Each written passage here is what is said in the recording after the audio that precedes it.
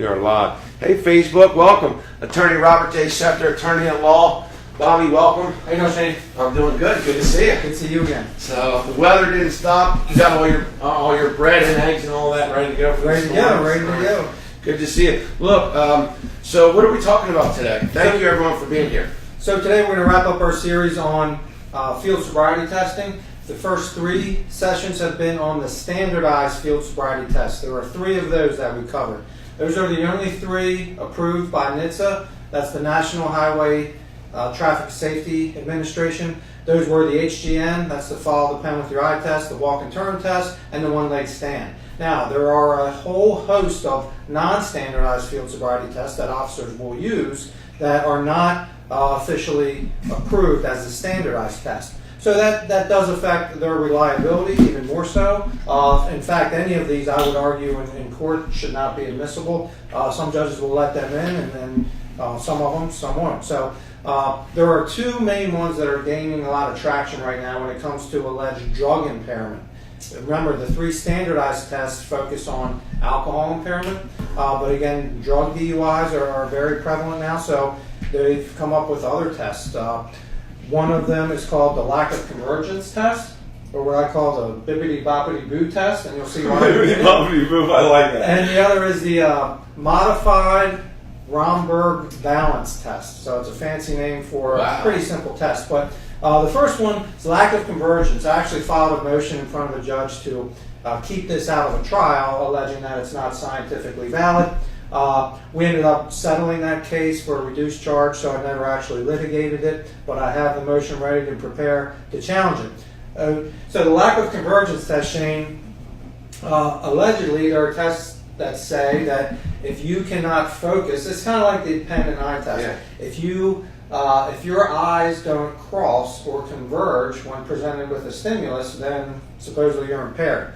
But I call it the bibbidi-boppidi-boo test because, I don't know, is that Cinderella or whatever, where the fairy godmother does the bibbidi-boppidi-boo? But I've watched these tests on video for my clients, and this is what the officer does. And what am I supposed to do? All right, so don't move your head. All right. Follow the tip of the pen. All right. And you need to know that I'm going to bring the pen closer to your nose, but I will not hit your nose. Should I have my glasses on? That's up to you. Those are reading glasses. Yeah, this is not the HGN test where we're necessarily looking for nystagmus, Okay. but that's up to you. All right. So again, these are non-standardized, so they're not official clues, but really they're just looking to see if your eyes will cross. So again, Bibbidi-boppidi-boo. fairy godmother says 1, 2. Okay. So, that is the test. And That's I've the easiest one of all. I've watched videos of my clients performing this test, and, the officer will do it like a number of times, and I've never seen that one. I really have to question, how does that show impairment if your eyes don't cross? And again, we really, like we did with the HGN, we really got to look at environmental conditions. You're on the side of a road, there's likely going to be the officer's emergency lights going. Again, if it's at night, there's going to be lights everywhere. So there's lots of different things here that I think you can really challenge and question, does this really show impairment? If your eyes don't cross, does that mean that you're impaired? So that, again, non-standardized test. So is the typical thing shut up and lawyer up? Yeah. And when people hear that, it's a nice line, we have fun with it, but we're meaning in very respectful and being respectful of the officer, just acknowledging that, hey, right? Can you kind of tell people? Yeah, I like to stress this really every episode. I love the slogan "Shut up and lawyer up" because it is a quick and easy way for an individual to remember their rights and what they should do. Again, it is not telling the officer to shut up. I would never ever advise that. But it's telling you, remember, you have the right to remain silent, and you should invoke that right whenever you can in a DUI stop. So all of these tests, all of these field sobriety tests are completely voluntary. There is no penalty for refusing to do those. Now, they may try to use it against you at trial, and I think that's fine. I'd rather have that than have an officer say you're impaired because you failed the bibbidi-boppidi-boo test. Yeah. So, again, so shut up and lawyer up is advising individuals to be cognizant of their rights, and when you are done with your contact with law enforcement, then you need to lawyer up. So shut up and lawyer up is really simple advice, not being disrespectful at all to the officer. The second test that I mentioned is the modified Romberg balance test, and it's named after the gentleman who came up with the test. Why it's modified, I'm not quite sure, but this involves really just standing. The officer will instruct you to close your eyes, tilt your head back, and when the officer instructs you to You want me to do this? yeah, we can do All right, that. yeah, let's do it. You like doing these, don't you? Yeah. All right. All right, so it's pretty simple instructions. I'll just ask you to, when I tell you to start. All right, so stand with your feet together, arms at your side like you are. And when I instruct you to start, I'm going to ask you to close your eyes, slightly tilt your head back. Okay? Like that? I'm just... Like that. Okay.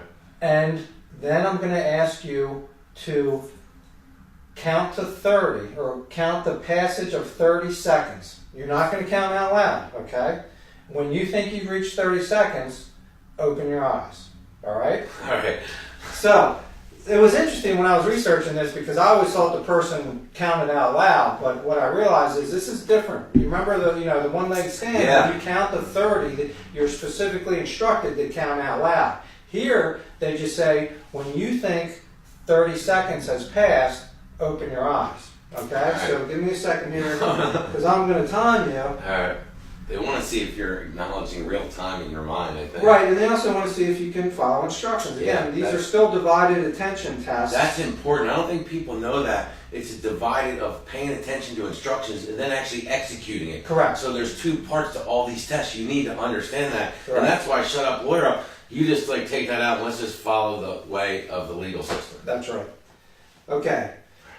Are you ready? Yes. Okay, so when I say you can begin, you can begin. All right. You may begin. Now, while Shane's doing this, I hope, this may or may not distract him, but again, you got to remember, you've likely already done 3 standardized field sobriety tests at this point. If the results are inconclusive or he wants to pursue further, perhaps drug impairment. 30.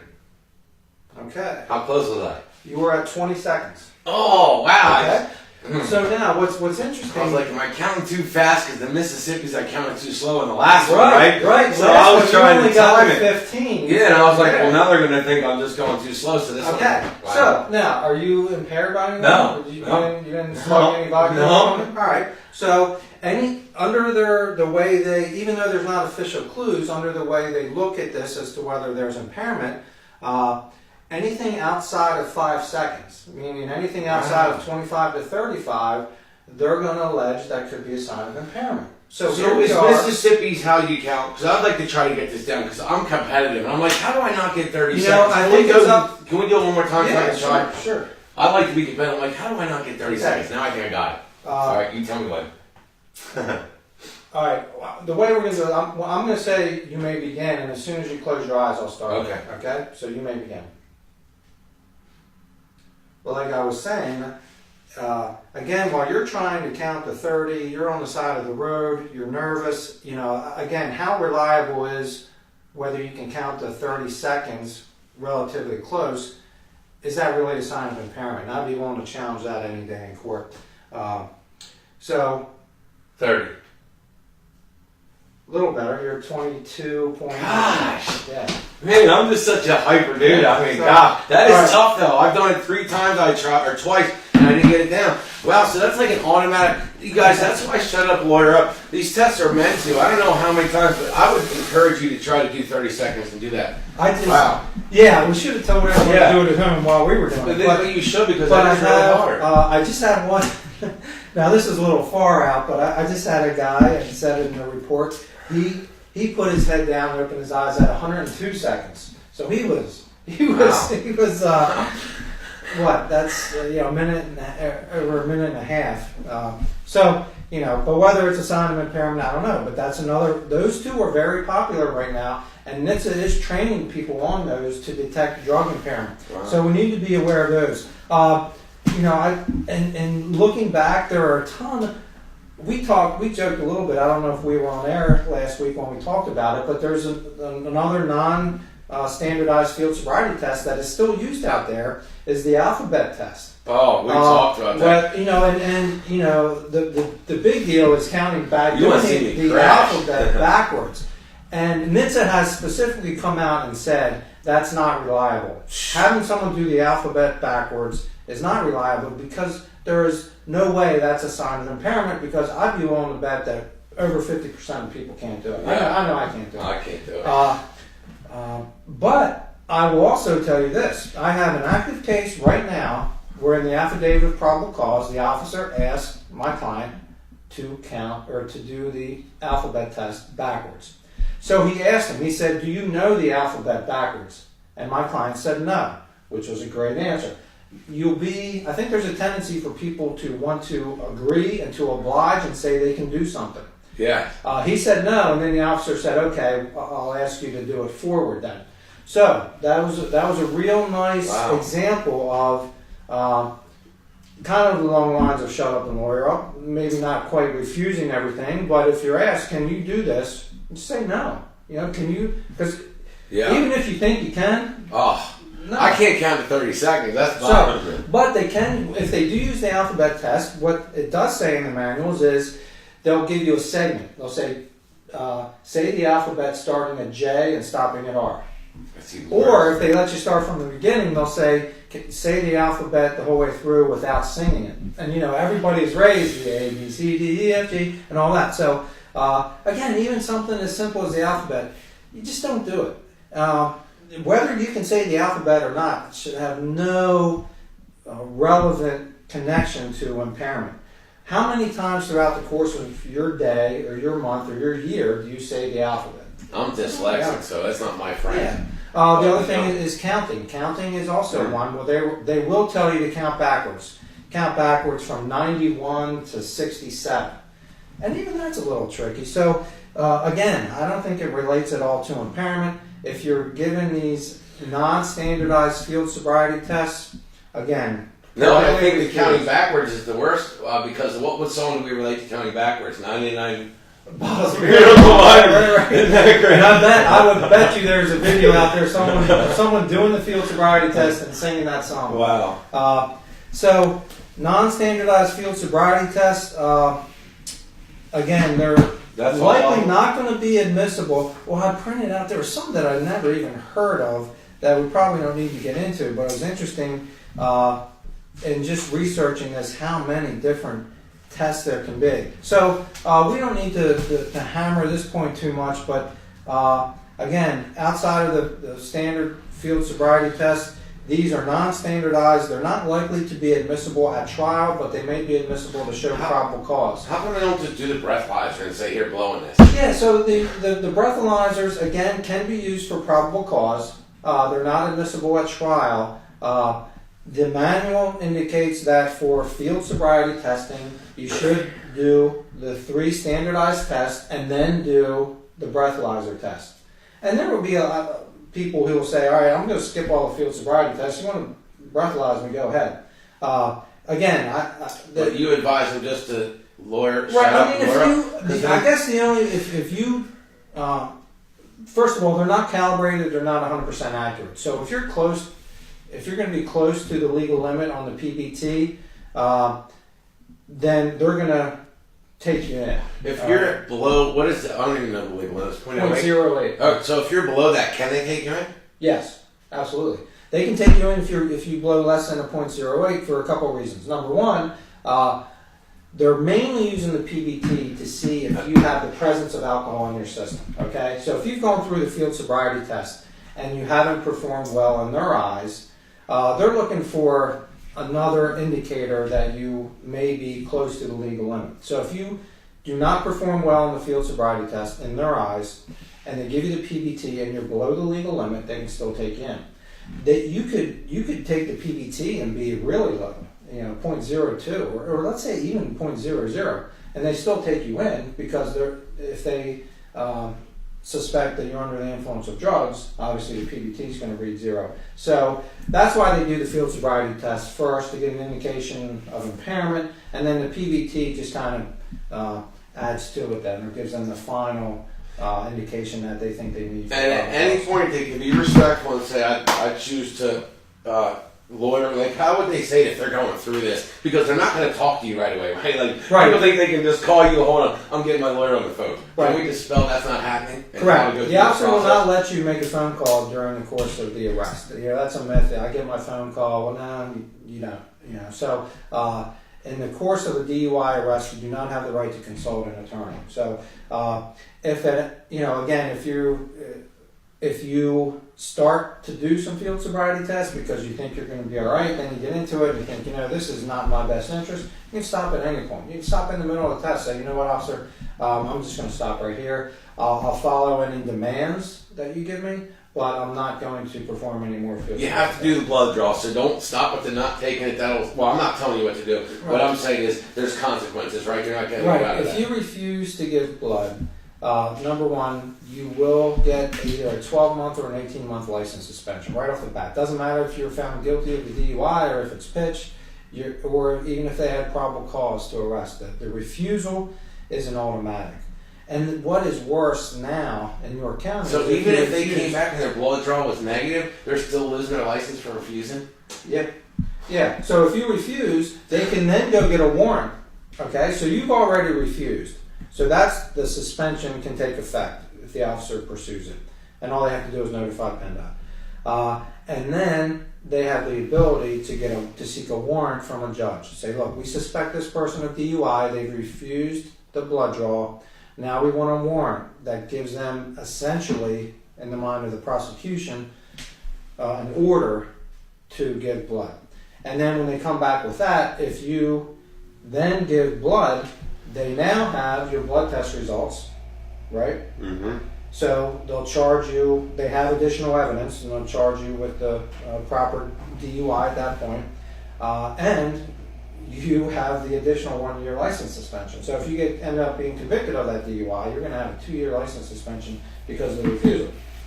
So kind of going through the process with people, because it is scary, you're intimidated, it's all happening at different hours, different times.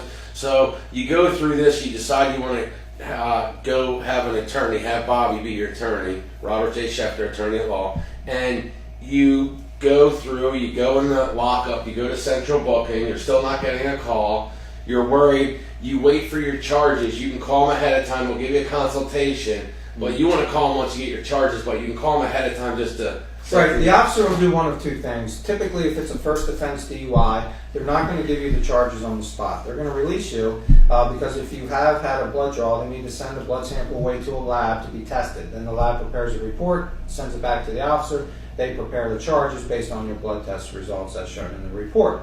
And then you get the charges in the mail. On average, that's going to be about a 3 to 4 week turnaround period to get your charges. If it is a second or subsequent DUI within the last 10 years, the officer is going to charge you right away. You're going to walk out of there with general impairment charges so they can get you on supervised bail. Supervised bail means an alcohol monitor and a curfew and all kind of things. So that's typically when they give you the charges right away if they want to get you on supervised bail. They'll also give you charges right away typically if you're from a far distance away. I have a client who lives in Georgia right now. He got his charges right on the spot because he had to post $5,000 bail before they were going to release him. So typical York County first offense DUI, you won't get the charges right away. So if you're out of state, you could do the jail time up here, right? You got to come up here to do your jail time? Is that how that works? Yeah. I mean, if you're convicted of the DUI eventually, yes, it's up to your home state, your home jail system, if they're going to accept you, and up to the judge up here. And I've done this a number of times. Typically, the judge's DA's office up here, they don't care. If you live in Georgia, work in Georgia, and the county jail in Georgia says, yes, we'll house them, then they're typically fine with it. So typically what happens is the judge says, you have a report date of February 1st. You either need to show up at York County Prison on February 1st, or I need to have something in writing that says that the Georgia jail is going to take you, and you can report there. Wow. But it is a process. Basically, the person who lives in Georgia, I tell my client, you're going to have to do the legwork. You're going to have to contact the warden down there, say, hey, can I do my jail time here? And you pay. You have to pay to do it. And sometimes they'll charge people who aren't actually their inmates a higher fee to stay there. So Yeah. Oh, I never even thought about Yeah. that's kind of. Yeah, so you get into all types.